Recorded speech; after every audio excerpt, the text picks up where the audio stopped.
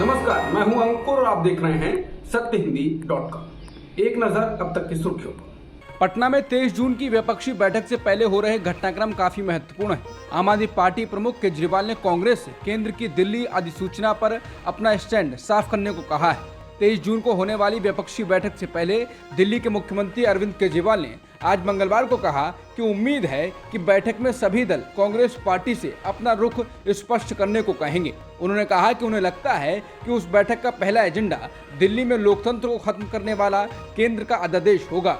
बता दें, केजरीवाल ने केंद्र के अध्यादेश को लेकर तमाम विपक्षी दलों और कुछ मुख्यमंत्रियों से मुलाकात की थी। सभी ने उन्हें सदन में इस अध्यादेश पर विरोध में मतदान करने का आश्वासन दिया है। केजरीवाल ने इस संबंध में कांग्रेस अध्यक्ष मल्लिकार्जुन खड़गे और राहुल गांधी से मिलने का समय भी मांगा था, लेकिन वो समय नहीं पा पाए। एक तरह ये कांग्रेस की ओर से इनकार का संकेत है। दिल्ली के मुख्यमंत्री अरविंद केजरीवाल ने राष्ट्रीय राजधानी में बिगड़ती कानून व्यवस्था की स्थिति पर चिंता व्यक्त करते हुए उपराज्यपाल वीके सक्सेना को एक पत्र लिखा है और इस स्थिति के लिए एलजी और केंद्रीय गृह मंत्री को जिम्मेदार ठहराया है। उनका कहना है कि एलजी चाहे तो वो अपने मंत्रियों के साथ उनकी बैठक रख सकते हैं, जिनमें वो सुझाव मांग सकते हैं। केजरीवाल ने लिखा है, मैं ये पत्र राष्ट्रीय राजधानी क्षेत्र दिल्ली में गंभीर अपराधों में खतरनाक वृद्धि की ओर आपका ध्यान आकर्षित करने के लिए तत्काल लिख रहा हूँ। स्थिति की गंभीरता को इस दुखद तथ्य से समझा जा सकता है कि दिल्ली में पिछले 24 घंटों में 4 हत्याएं हुई हैं। केजरीवाल ने उपराज्यपाल से दिल्ली की जनता के जीवन की सुरक्षा और विश्वास बहाल करने के लिए तत्काल और प्रभावी कदम उठाने का अनुरोध किया। उन्होंने जोर देकर कहा कि दिल्ली के निवासियों की सुरक्षा सुनिश्चित करने के लिए जिम्मेदार लोगों को अपने कर्तव्य में बार बार विफल होने के रूप में लोग न देखने लगे। कांग्रेस ने पीएम मोदी के अमेरिका दौरे पर पीएम मोदी को मणिपुर पर निशाने पर लिया है। कांग्रेस नेता अजय कुमार ने प्रेस कॉन्फ्रेंस कर कहा है कि मणिपुर के मुद्दे पर पीएम से बहुत से नेता मिलना चाहते थे कि उनको अपॉइंटमेंट मिल जाए, लेकिन नहीं दिया गया। लेकिन आदिपुरुष के विवादित डायलॉग लिखने वाले मनोज मुंतशिर बिना अपॉइंटमेंट के मिलते रहे हैं। वहीं मणिपुर के पूर्व मुख्यमंत्री ओकराम इबोबी सिंह ने कहा है, ये एक राष्ट्रीय मुद्दा है। मणिपुर भारत का हिस्सा है, लेकिन प्रधानमंत्री हमसे मिलने के लिए कुछ मिनट क्यों नहीं निकाल सके। उन्होंने कहा, ये डबल इंजन सरकार की पूरी तरह से विफलता है।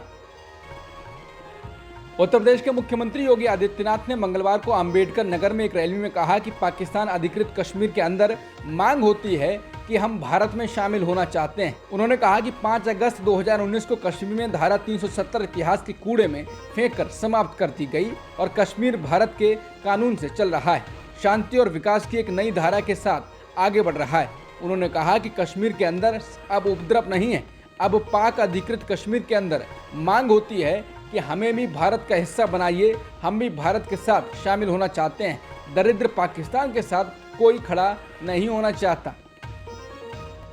पीएम मोदी आज मंगलवार को अमेरिका के लिए रवाना हुए हैं। अमेरिका में उनके स्वागत की जबरदस्त तैयारियां चल रही हैं।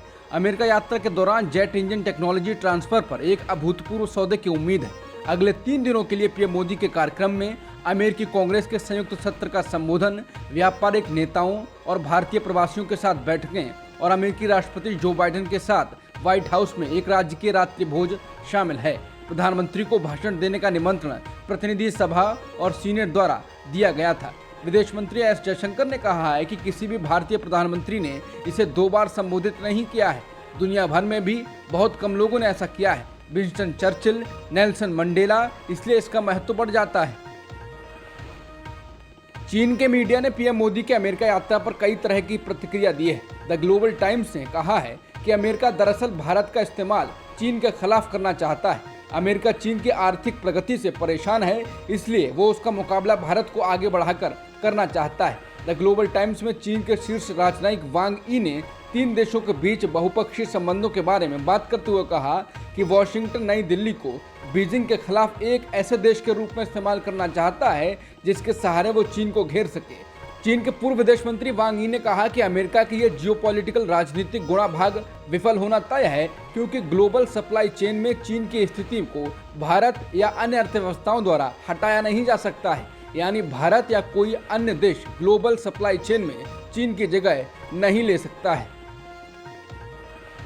पीएम मोदी के अमेरिका दौरे पर निकलने पर कांग्रेस ने हमला बोला है। कांग्रेस प्रवक्ता सुप्रिया शिनेत ने ट्वीट कर कहा है, चलो ये तो निकल लिए टाटा बाय बाय करते हुए, मणिपुर अभी भी जल रहा है। वहीं कांग्रेस ने ट्वीट कर पीएम मोदी के फोटो को लगाकर कहा है कि जिम्मेदारी से भागने का मेरा पुराना नाता है, प्रचार के अलावा मुझे कुछ नहीं आता है। शिवसेना उद्धव गुट के नेता और राज्यसभा सांसद संजय राउत ने संयुक्त राष्ट्र को चिट्ठी लिखकर एक अनोखी मांग की है। संजय राउत ने संयुक्त राष्ट्र महासचिव से आग्रह किया है कि वो 20 जून को विश्व गद्दार दिवस घोषित कर दें।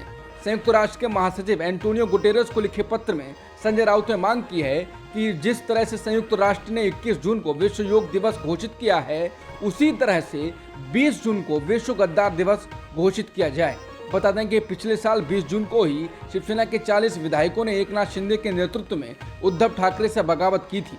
संजय राउत ने भाजपा और बागी विधायकों पर उद्धव ठाकरे की बीमारी का फायदा उठाने का आरोप लगाया है। शिवसेना यूबीटी के अध्यक्ष उद्धव ठाकरे ने सोमवार को मुख्यमंत्री एकनाथ शिंदे पर निशाना साधते हुए उन्हें भाजपा का नया गुलाम करार दिया है। शिवसेना के 57वें स्थापना दिवस के मौके पर ठाकरे ने कहा कि कल मैंने कहा था कि प्रधानमंत्री मोदी को अमेरिका के बजाय मणिपुर जाना चाहिए क्योंकि मणिपुर जल रहा है। मैंने जानबूझकर इसके बारे में बात की, लेकिन तुरंत भाजपा के इस नए गुलाम यानी शिंदे ने कहा कि मोदी की आलोचना करना सूर्य पर थूकने के समान है। ठाकरे ने कहा कि अगर वो सूर्य के समान है तो मणिपुर में क्यों नहीं उदित होते हैं जबकि वहां संकट चल रहा है। ऐसे सूरज का क्या फायदा है। यूबीटी सेना प्रमुख ने रविवार को उप मुख्यमंत्री देवेंद्र फडणवीस के उस बयान पर भी कटाक्ष किया कि पीएम मोदी ने ही कोविड-19 का टीका बनाया था। उद्धव ठाकरे ने कहा कि फडणवीस का भाषण कल एक कॉमेडी शो की तरह लग रहा था। अगर मोदी ने कोविड वैक्सीन ईजाद कर ली होती तो वैज्ञानिक और बड़ी कंपनियां क्या कर रही थी। ये कैसी अंधभक्ति है। फिल्म आदिपुरुष विवादों में लगातार फंसती चली जा रही है। लोग आदिपुरुष को बैन करने की मांग कर रहे हैं। लोगों को मनोज मुंतशिर द्वारा बजरंग बली के लिए लिखे गए डायलॉग्स पर आपत्ति है। वहीं इस बीच अब मनोज मुंतशिर ने एक बयान दिया है जिस पर बवाल मचा हुआ है। अब मनोज मुंतशिर ने अपने बचाव में कहा है कि बजरंग बली ने भगवान राम की तरह से संवाद नहीं किए हैं क्योंकि वो भगवान नहीं भक्त हैं। भगवान हमने उन्हें बनाया है, उनकी भक्ति में वो शक्ति थी, इसी की वजह से वो निशाने पर आ गए हैं और लोग उन पर गुस्सा निकाल रहे हैं। पश्चिम बंगाल में पंचायत चुनाव को लेकर ममता सरकार को सुप्रीम कोर्ट से झटका लगा है। सुप्रीम कोर्ट ने पश्चिम बंगाल में पंचायत चुनावों में केंद्रीय बलों की तैनाती के संबंध में कलकत्ता हाईकोर्ट के आदेश को चुनौती देने वाली याचिका को खारिज कर दिया है। सुप्रीम कोर्ट ने फैसला सुनाते हुए कहा है कि हाईकोर्ट के फैसले में कोई दिक्कत नहीं है। बता दें, कलकत्ता हाईकोर्ट ने 48 घंटे में हर जिले में केंद्रीय सुरक्षा बलों की तैनाती का आदेश दिया था, जिसके खिलाफ सुप्रीम कोर्ट में याचिका दायर की गई है। मध्य प्रदेश की राजधानी भोपाल में एक युवक के गले में पट्टा डालकर घुमाने के मामले में पुलिस ने सभी 6 अभियुक्तों को गिरफ्तार कर लिया है। इस मामले में 6 लोगों के खिलाफ केस दर्ज किया गया था और सभी को गिरफ्तार कर लिया गया है। इस बीच अभियुक्तों के घरों को तोड़ने की भी कार्रवाई प्रशासन की ओर से शुरू कर दी गई है। आरोप ये भी लग रहा है कि अभियुक्त पीड़ित पर धर्मांतरण का दबाव बना रहे थे और पैसे की भी मांग कर रहे थे। पुलिस ने इस मामले में धार्मिक स्वतंत्रता अधिनियम की धारा के तहत मामला दर्ज किया है। घटना का वीडियो सोशल मीडिया पर वायरल होने के बाद मध्य प्रदेश के मुख्यमंत्री शिवराज सिंह चौहान ने आरोपियों पर सख्त कार्रवाई के आदेश दिए थे। तारक मेहता का उल्टा चश्मा शो को प्रोड्यूसर आसित मोदी पर बीते दिनों यौन शोषण का आरोप लगा था। अब इस केस में आसित मोदी और 2 अन्य लोगों के खिलाफ एफआईआर दर्ज की गई है। समाचार एजेंसी एनआई के मुताबिक पवई पुलिस ने निर्माता आसित कुमार मोदी, ऑपरेशन हेड सोहेल रमानी और कार्यकारी निर्माता जतिन बजाज के खिलाफ मामला दर्ज किया है। उनके खिलाफ आईपीसी की धारा 354 और 509 लगाई गई है। एजेंसी के मुताबिक अभी तक मामले में कोई गिरफ्तारी नहीं हुई है। हालांकि आसित मोदी ने आरोपों से इनकार किया है। उनका कहना है कि उन्हें बदनाम करने के लिए उनके खिलाफ केस चलाया जा रहा है। मुंबई पुलिस ने बताया कि उन्हें एक्टर की तरफ से लिखित शिकायत मिली थी।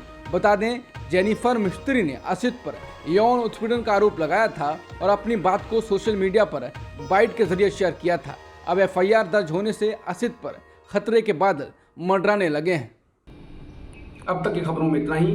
बाकी खबरों के लिए बने रहिए सत्यहिंदी.com के साथ।